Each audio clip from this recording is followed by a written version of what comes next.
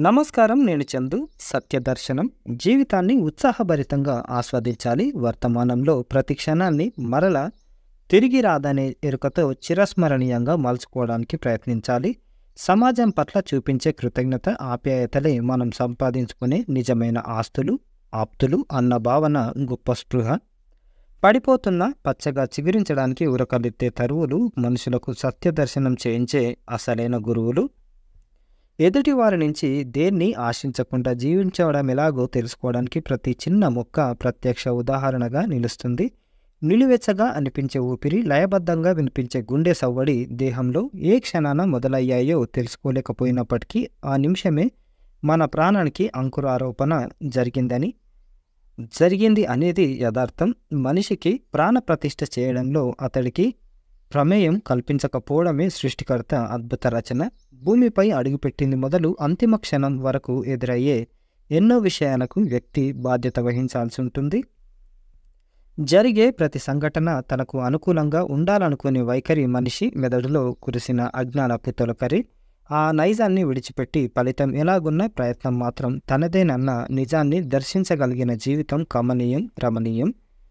పిండారబోసినట్లుండే వెన్నెల కాంతి నిర్మలమైన మనసుకు ప్రతీక. మనసును అమృతవాహినిగా సిద్ధం చేసుకోవాలి.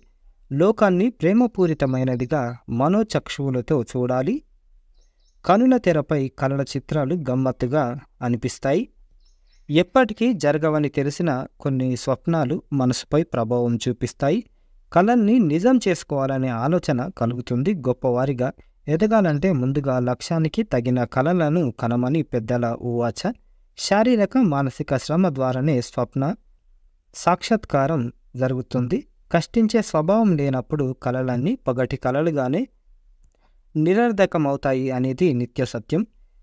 భూమిపైకి మనిషిగా ఆగమనం ఒంటరిగానే కావచ్చు. ఇక్కడి నుంచి జరిగే ప్రయాణంలో అనేక మంది సహచరులు తమ పరిచయంతో జీవిత రథాన్ని దేదీప్యమానం చేస్తారు. తేనె చిలకరింపు లాంటి ఆత్మీయుల పలకరింపులు ఒంటరితనం తిమిరాన్ని పటాపంచలు చేస్తాయి. ఆప్తుల కలయిక కలకాలం గుర్తుండిపోయే మధురానుభూతుల వేదిక.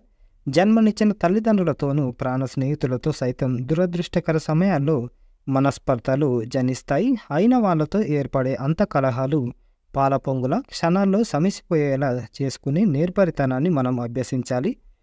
అనైక్యత విపత్తులకు అలవాలమైతే సమైక్యత సకల సంతోషాలకు, సర్వ సంపదలకు ఆలంబనగా నిలుస్తుంది అనేది కాదనలేని సత్యం. ప్రపంచంలో ఒక్కొక్క వస్తువుకు ఒక్కో రకమైన విలువ ఉంటుంది. మనిషి వ్యక్తిత్వం మాత్రం అమూల్యమైనది. ప్రతి మనిషిని ఏదో ఒక సమయంలో ఇబ్బంది పెట్టే బలహీన క్షణాలు తారసపడతాయి. అలాంటప్పుడే వ్యక్తిత్వం దృఢంగా ఉండాలి. పర్వత శిఖరంలా నిటారుగా ఎదుటివారు తలెత్తి గౌరవించేలా నిలవాలి. విలరహితమైన వ్యక్తిత్వ సముపార్జన ఒక్కరోజుతో జరిగేది కాదు. మహోన్నతులు మహితాత్ముల చరిత్రలు తెలుసుకోవాలి. కష్టాలు ఎన్ని ఎదురైనా చెక్కు చెదరని చిరునవ్వు దీప కలికల్ని పెదవులపై వారు ఎలా నిలపగలిగారో అర్థం చేసుకోవాలి, ఆచరణలో పెట్టాలి.